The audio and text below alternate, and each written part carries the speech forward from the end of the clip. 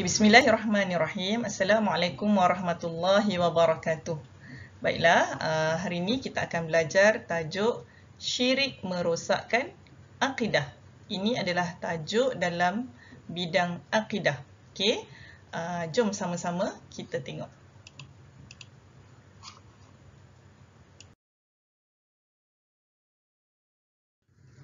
Okey, baiklah. Bila kita sebut tentang syirik, apa itu syirik? Pernah dengar tak perkataan syirik? Okey, cuba tengok gambar yang Ustazah bagi ni. Okey. Dihalang jin, kerajaan langit, ayah pin. Pernah dengar? Pernah dengar kerajaan langit? Tak pernah kan? Okey, ini adalah contoh-contoh ajaran sesat yang ada di Malaysia. Okey. Ini adalah termasuk dalam perkara syirik. Okey, sekarang dalam tajuk ni kita akan tengok maksud syirik dan pembahagian syirik. Okey, yang pertama kita akan tengok pengertian syirik. Apa itu syirik? Okey, syirik ialah perbuatan menyekutukan Allah dengan sesuatu yang lain. Syirik boleh berlaku sama ada dengan i'tiqad, perkataan dan perbuatan. Okey, Ustazah ulang. Syirik ialah perbuatan menyekutukan Allah dengan sesuatu yang lain.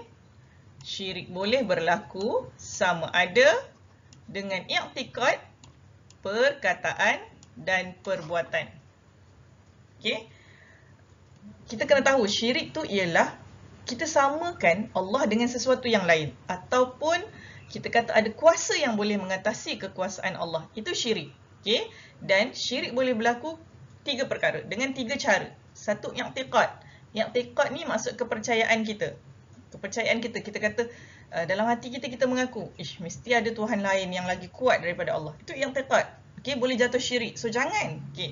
Yang kedua adalah perkataan melalui lafaz dekat mulut kita. Aku rasakan Tuhan agama tu kuatlah. Okey, itu dekat lidah kita, dekat lafaz perkataan kita. Juga boleh jatuh syirik. Dan yang ketiga melalui perbuatan. Kita pergi dekat tokong-tokong atau patung-patung berhala, kemudian kita buat perbuatan menyembah. Okey? Meniru perbuatan menyembah agama lain. Itu adalah dari segi perbuatan. Jadi, tiga-tiga perkara ini, kalau kita buat sama ada ketiga-tiganya atau salah satu daripadanya, maka telah jatuh syirik. Okey? Faham? Syirik ialah menyekutukan Allah dengan sesuatu yang lain. So, tak boleh menyamakan Allah dengan benda lain. Okey, seterusnya kita akan lihat dalil naqli. Okey, dalil naqli berkaitan syirik. Okey, saya baca. Saya harap awak dekat rumah pun sama-sama membaca firman Allah dalam surah Al-Baqarah ni. A'udzu billahi minasyaitonir rajim. Fala taj'alu lillahi andadan wa antum ta'lamun. Maksudnya, maka janganlah kamu mengadakan sembahan-sembahan lain bagi Allah sedangkan kamu semua mengetahui.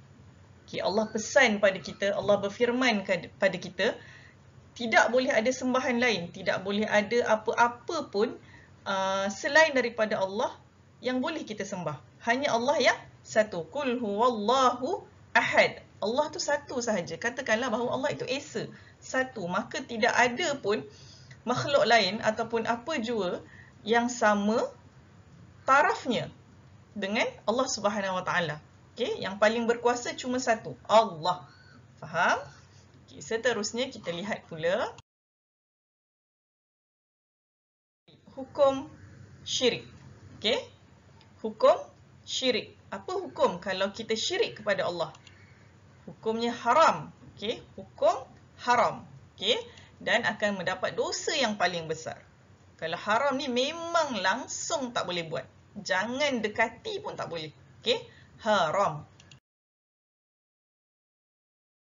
Masuk pula kepada jenis syirik. Syirik ini terbahagi kepada berapa? Okay, syirik terbahagi kepada dua. Yang pertama ialah syirik jali. Okay, sebut sama-sama. Syirik jali. Okay. Dan yang kedua adalah syirik khafi. Syirik khafi. Okay, ada dua. Syirik jali dan syirik khafi. Jom kita tengok apa itu syirik jali dan apa itu syirik khafi.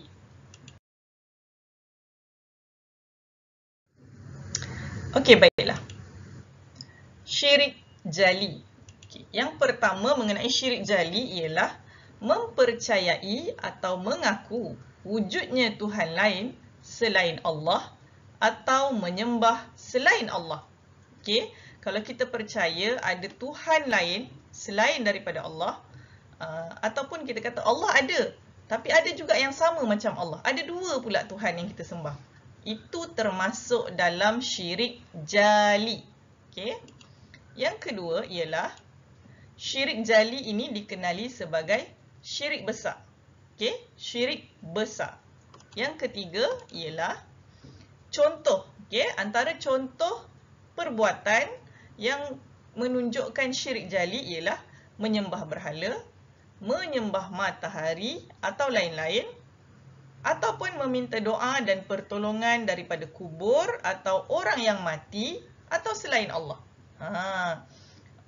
Mesti awak tanya, ada ke susah orang sembah matahari? Ada. Dekat Malaysia ni ada ajaran matahari. Ada agama matahari. Tapi mudah-mudahan dah berakhirlah. Ada ajaran-ajaran sesat ni. Ataupun ada orang dia pergi kubur.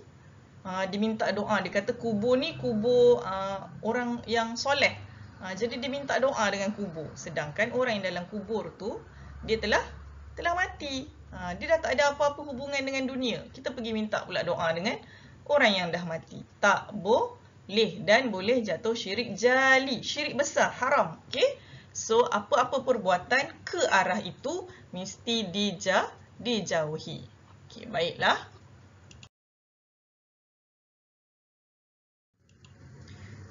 Kita tengok kesan syirik jali. Okay, kesan syirik jali yang pertama membatalkan akidah. Okay. Yang kedua berdosa besar dan dijanjikan azab yang pedih. Okay. Apa cara untuk kita jauhkan diri daripada syirik jali? Yang pertama, mendalami ilmu tentang Islam. Okay. Yang selalu Ustazah pesan. Pertama sekali mesti awak jaga solat. Allah sebut dalam Quran orang yang jaga solat ni dia terpelihara. So kita kena jaga solat. Okay? Kalau belum mahir lagi dengan cara solat, bacaan solat, ni masa cuti yang panjang ni, masa awak di rumah yang panjang ni, ulanglah. Okay? Cari dekat YouTube bacaan-bacaan solat banyak. Okay? Kena ada asas yang kukuh. Yang kedua, istiqamah, beribadah dan berdoa. Awak kena selalu doa dengan Allah. Okay? Istiqamah beribadah maksudnya kena buat. Jangan tinggal. Hari ni solat 5 waktu cukup. Esok pula jadi 4. Lusa jadi 3. Okay? Tulat rajin sikit balik 5. Tak boleh. Hari-hari mesti cukupkan yang wajib. Okay? Mentaati perintah Allah Subhanahu Wa Taala dan juga Rasul. Okay? Taat apa yang Allah suruh, jauh apa yang Allah larang. Okay. Sekarang kita masuk ke syirik yang kedua, iaitu syirik khafi. Syirik khafi. Okay, syirik khafi. Yang pertama ialah tidak meletakkan Allah sebagai yang mutlak dalam niat ketika beribadah atau melakukan sesuatu perkara. Tidak meletakkan Allah sebagai yang mutlak dalam niat ketika beribadah atau melakukan sesuatu perkara. Maksudnya, bila awak buat sesuatu, awak tak niatkan kerana Allah. Contoh, memanglah awak solat, usalli fardhu subhi rak'ataini adaan lillahi ta'ala. Dalam niat awak tu kerana Allah Ta'ala. Tetapi, apabila awak melakukan ibadah itu, awak mengharapkan mak awak puji, ayah awak nampak, cikgu tahu. Okay? Tu maksud dia kita tak meletakkan secara mutlak.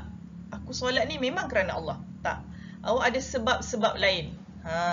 Awak harap Oh, kalau mak saya nampak saya solat ni, esok nanti dia cerita dengan saudara mara. Anak saya ni rajin solat. Nampak tak? Awak ada niat lain. Okay, itu boleh jatuh syirik khafi. Okay, syirik khafi dikenali sebagai syirik kecil. Okay. Antara contohnya ialah riak. Riak apa dia? Melakukan ibadah bukan semata-mata kerana Allah. Melakukan ibadah kerana mahukan pujian atau tempat dalam masyarakat. Ni bahaya. Okay?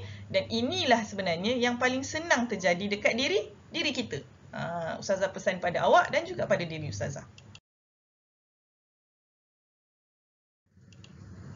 Okey, sekarang kita tengok kesan syirik khafi.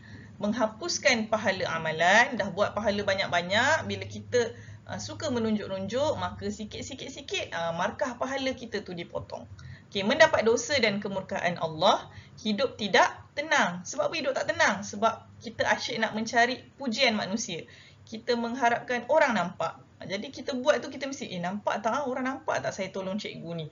Orang nampak tak saya bagi bantuan ni? Kalau macam tu hidup tak tenang lah. Kita sentiasa nak kena cari supaya orang tahu. Okay. So, jauhkan syirik khafi. Macam mana cara nak jauh? Pertama, melatih diri supaya ikhlas. Buat sebab Allah. Sebutkan, ya Allah, aku buat ni kerana Engkau, ya Allah. Ya Allah, aku derma ni kerana Engkau, ya Allah. Aku solat kerana Engkau, ya Allah. Sebut dekat mulut. Menyembunyikan amalan kebajikan. Buat sorok-sorok. Okay? Sebab tu ada pepatah kata, bagi tangan kanan, tangan kiri tak tahu. Sorok-sorok. Tapi salah ke kalau orang tahu? Tak salah. Yang penting awak ikhlaskan niat. Mungkin kalau orang tahu, orang akan tiru perbuatan baik tu, awak dapat pahala. Dengan syarat awak buat bukan nak menunjuk-nunjuk. Menghindari perasaan hebat dengan amalan yang dilakukan. Okay, banyakkan istighfar. Astaghfirullahalazim. Dia dapat menyucikan hati awak.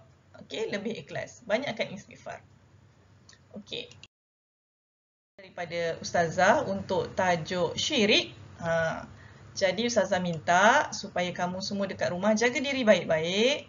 Tolong jaga hubungan awak dengan Allah, hubungan dengan ibu bapa dan rajin-rajin baca Al-Quran setiap hari.